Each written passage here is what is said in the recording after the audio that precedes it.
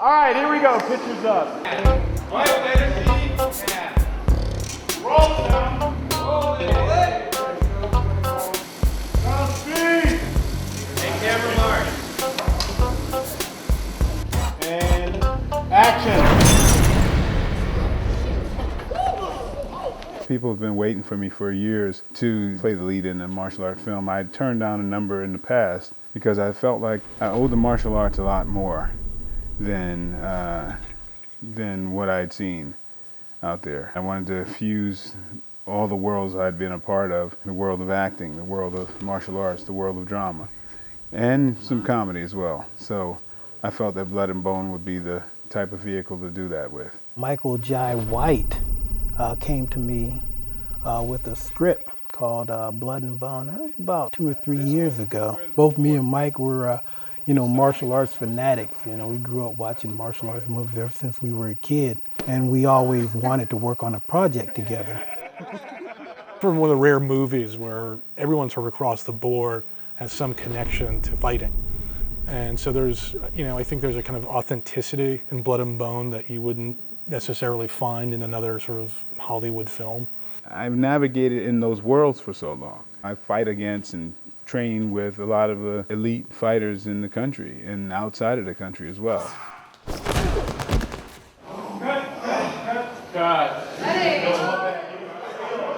I read the first scene and I put it down, slid back from the table, and I said, whoever wrote this has been a martial artist for at least 20 years.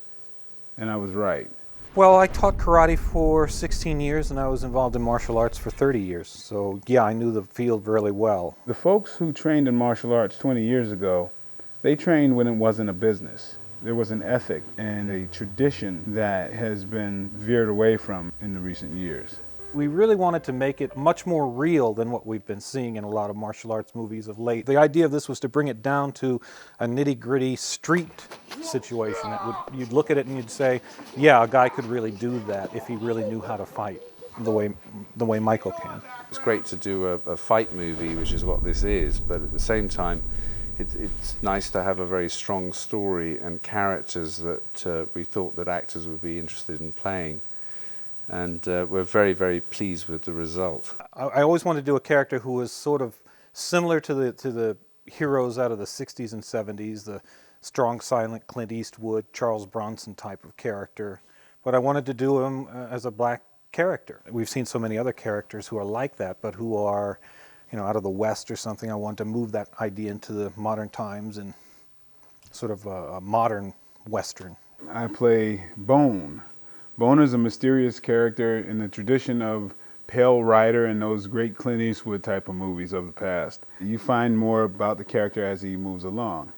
You don't know necessarily if he's a bad guy or a good guy. You think in the beginning he's sort of a bad guy, and then you realize as time goes by that he's got a whole other mission going on that's a secret only to him until it's revealed, and then you find out, oh, wow, there's a lot more to this character than we thought. Tell me something. This is the woman that Danny cried over and begged me to look after as he was dying. Michael's pulling it off perfectly. I've watched him work it, and I've watched the scenes, and I think the way he's playing the character is as close to the way I pictured it in my head as he can do. I'm not sure I approve of the company you keep, Mr. Bone. Me neither. I play the character of Pinball, and Pinball is kind of like the mouthpiece of this whole underground fighting world. Ladies and gentlemen, niggas and bitches, next up we got the man from the Lone Star State, the Raging Redneck. This motherfucker right here is so raw, he eats steaks directly off live bulls' asses. Got a lot of magazines, a lot of hip-hop underground magazines, and looked at like these young kind of hustler pimp dudes and try to start putting the picture together. Beyond that, I mean, there's a lot of me in the character. The hustler in me, the little entrepreneur businessman in me, just kind of bringing that out. I play James, and the character is, lots of people would like to call him evil.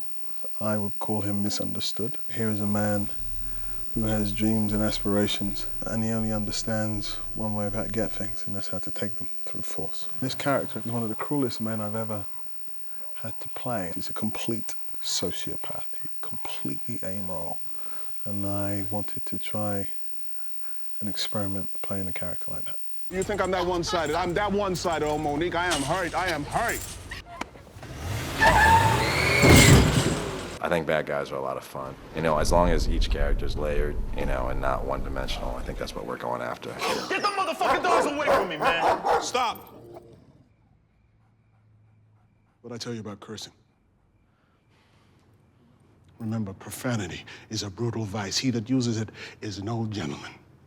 You should talk to the trainer, because one of the things that he told me before, he said that your performance, you might have to pull that down, because it might get the dogs riled up.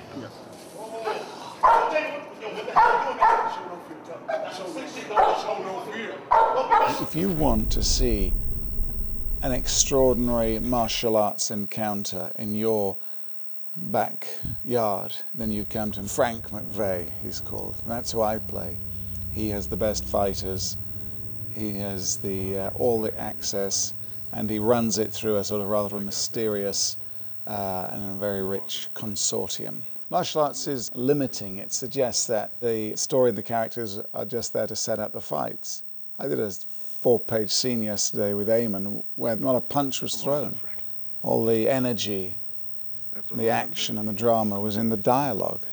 You're asking me to vouch for you. Well, the funny thing about vouching for someone, James, is that when that someone shows himself to be less than what was promised, every decision you take from that point on is second-guessed. And that, in my line of work, is suicide. Sometimes when you see a fight movie, people just become these droned fighters, and they lose their personality, and they're just these grunting animals. And I wanted in this one to fight within someone's personality. You know, that's what makes the fights interesting. This time more than ever, the public is exposed to mixed martial arts. You know, the raw brutality of it. They know what real fighting looks like. So, you know, we can't get away with that wire work. This is all real fighting. I mean, you're going to be astounded by some of these fights. I mean, they're really amazing. And it's not, you know, you see some guy leaping up in the air, they do these absolutely, totally, and utterly impossible things to do. And they're pulled by wires, and it's all special effects. This is real. Michael Jai's a black belt in 7 different martial arts. Like I told you, the man is the real deal. It's been fun to work with some of the great mixed martial artists, Bob Sapp, sort of notorious underground fighter, you know, Kimbo Slice. It's been really fun to watch the choreography of the fighting, because we really are trying to do something unique. It's kind of like a jam session. We got probably 6 guys who could choreograph a film by themselves. And together, they kind of choreographed according to the vision I have for the film. All the hits are right on. Well, that was cool, actually. It's as close as you can actually get to what a street fight might look like with 2 skilled combatants, yet, you know, done in a sort of heightened film manner. So it's really great action throughout. This is down and dirty, raw and rugged martial arts, gritty. To choreograph some guy fighting, I mean, can you imagine if he misses by ½ an inch, it breaks the guy's jaw? Those choreographers are incredible. They're all mixed martial artists, and they choreograph these things like toilet top. I mean, you didn't really realize what these guys go through. 1 inch, and the other guy's a dead man. Sign your own death certificate, player. He was doing the part where Mike took the shank and stabbed me with it. And before that, he threw a quick punch, and bam, landed me right in the dome piece. Being that I'm an MMA fighter myself, that was a real punch. I play it for real, you know. It's like, what's your fastest hand? I would say probably my left hook. Just go like this, right? Now I'm gonna throw three jabs. Right. Don't let me hit him. Don't let me hit your hand. So what you want me to do? Just move it out the way. All right. So now notice the speed of the first 2, right? Ready? Yeah. That's 1, 2. Okay, now here's the 3rd one. Don't let me hit it. Ready? Yeah. How the hell? Come on, man. Mike had 1 week of prep. We had 3 weeks. I had 2 weeks to choreograph and then 1 week to prep Mike. Okay, I need longer. gang. I've been training with a Chinese straight sword and a katana and a samurai sword, and they're teaching me all the blows for the fight scene that I have at the end. I'm just waiting.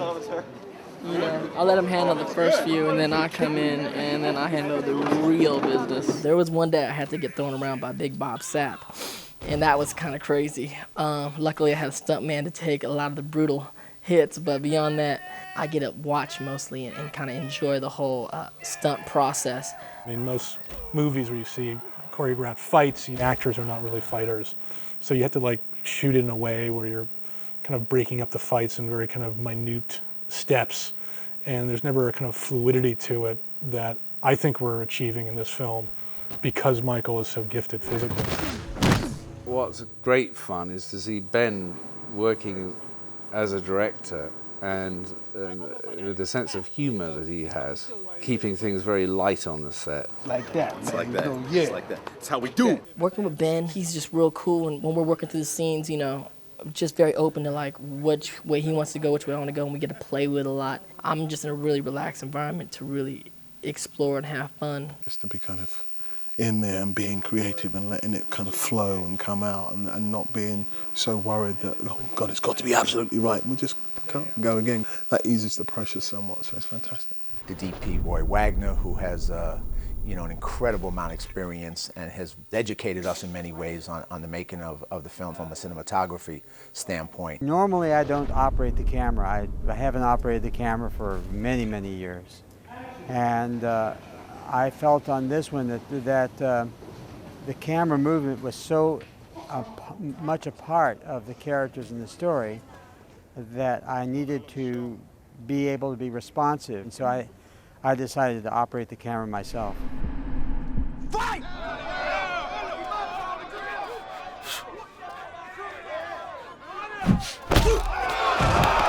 I have a few bruises and I'm a little tired, but it's been well worth it.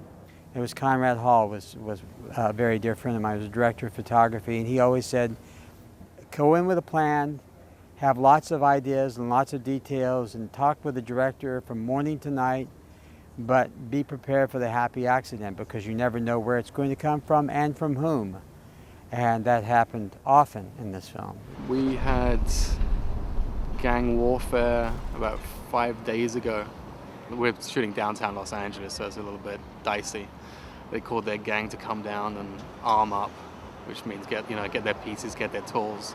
It was a little bit scary for a while there. But luckily we have lots of stunt fighters and stuntmen. Locations have been a nightmare for me for a lot of reasons. Shooting at night is almost impossible. Neighbors have to approve your ability to shoot at night, which is becoming more and more difficult. As far as what's the best locations for the shoot, this location, which is playing for the McVeigh Mansion, which is a nunnery in Hollywood, is a beautiful location. And then we're about to go into what is James's warehouse, which also is a spectacular warehouse that already has a lot of the elements of what we need for that particular scene. You're seeing the mock-up of Panorama City location.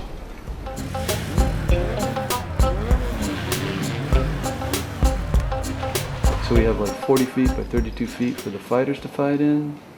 We have the barrels that'll be on fire all across here, and the escape route of Pinball's green Lincoln will shoot through this and escape. Tonight we're going to blow the back window out of the car. We've got these special devices that we attach to the back window, and when the time comes, push the button, and blammo, the window goes. This motherfucker wilding out. No, shit! 80 cast members, a lot of locations, and it's a lot of stunts, a lot of fighting, a lot of big stuff. It's a big movie. It's it's hard work for a lot of people, but it's fulfilling. Making a movie is great. It's stressful. It's mellow. It's energetic. It's laid back. It's exciting. You run the whole gamut of emotional states to make a film. There's nothing like it. This is something that I'm very proud to have brought forth. This is Blood and Bone. It's been a blast.